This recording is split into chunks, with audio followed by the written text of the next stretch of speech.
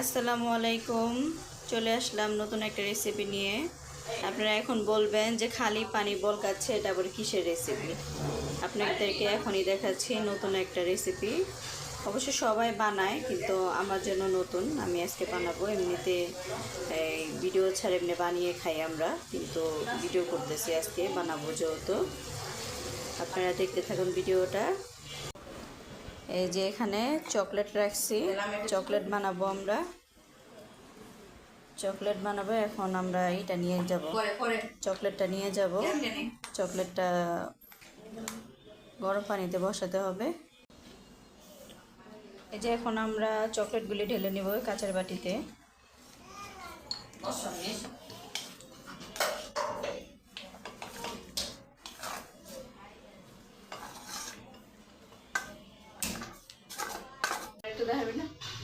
এই যে এখন আমরা চকলেটগুলি বানাবো। এই যে লিকুইড করে ফেলবো, এখন গরম পানিতে দিয়ে দেব।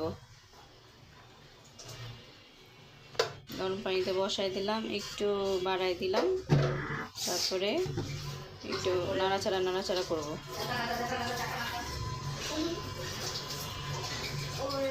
পানিটা পলক আসলে তারপর নাড়াচাড়া করব।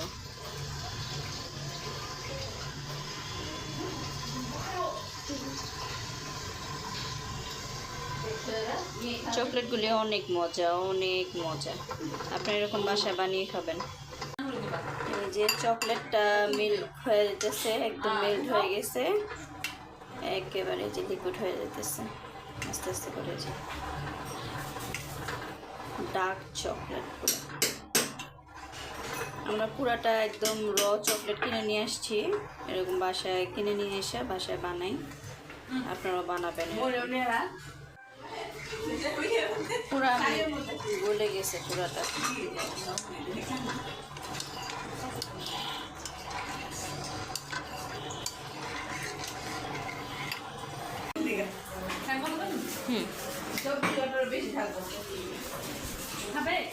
এই যে হয়ে গেছে চকলেটটা। এটাকে এখন তাড়াতাড়ি করে কাভার করতে হবে। এই যে এখন এটার মধ্যে চুবিয়ে নিব ওয়েফারটা।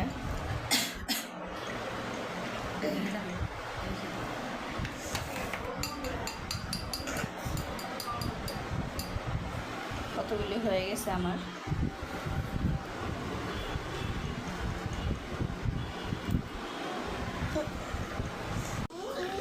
এই যে আমি এটার মধ্যে আইস বক্সে সবগুলি বাদাম দিয়ে দিচ্ছি, কাজু বাদাম, পেস্তা বাদাম, চকলেট, কাজু বাদাম আর পেস্তা বাদাম। আর এটা হচ্ছে কোকো পাউডার, পেস্তা বাদাম দিয়ে মিক্স করেছি। এখন আমি চকলেটগুলি দিয়ে দেবো আস্তে আস্তে করে।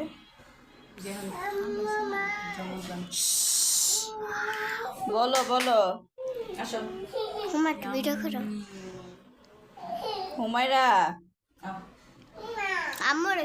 ওই যে ও চকলেটের জন্য পাগল হয়ে গেছে। বলো কি?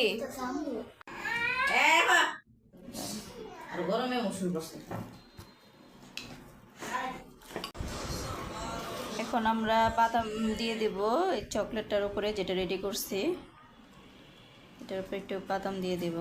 বাচ্চারা খেতে অনেক ভালোবাসে চকলেট, তার সাথে একটু পুষ্টিও পেয়ে গেল। বাদাম খাওয়া ভালো বাচ্চাদের জন্য। এই যে দেখেন।